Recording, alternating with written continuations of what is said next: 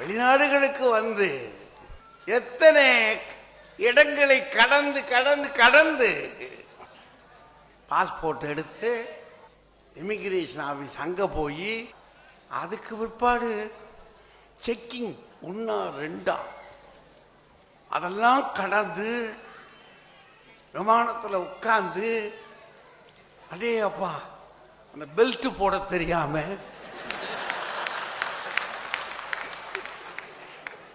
முதல் தடவைங்க யோசிக்கணும்ல அதை இங்கிட்டுமா பார்த்து அது மட்டும் இல்லை அந்த அனௌன்ஸ் பண்ணுற லேடி இருக்காளே என்ன சொல்றா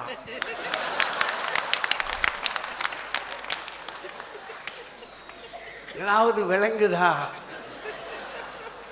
என்னதான் சொல்றாவா நான்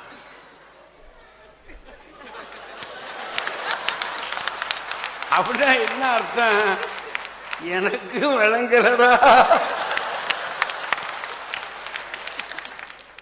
அப்புறம் கொஞ்சம் கொஞ்சமா ஏன்னா அதுக்கு பிற்பாடு ஒரு 1/2 மணி நேரத்துக்குள்ளேயே டாய்லெட்டுக்கு போகணும். யாருக்கிட்ட சொல்றது? இதெல்லாம் கடந்து கடந்து கடந்து எங்கள் பிள்ளைகள் திடீர்னு வந்து அதை அந்த இமிகிரேஷன் எழுதணும் பாருங்க ஒவ்வொன்றும் அது கொடுக்குறான்ல.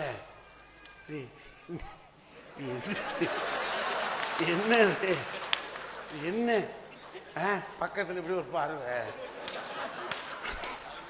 அவன் இவனை பார்க்க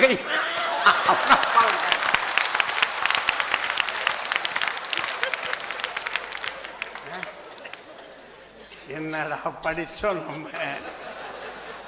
அப்பதான் நமக்கு தெரியுது பள்ளிக்கூடங்களை இடிக்கணும்டா.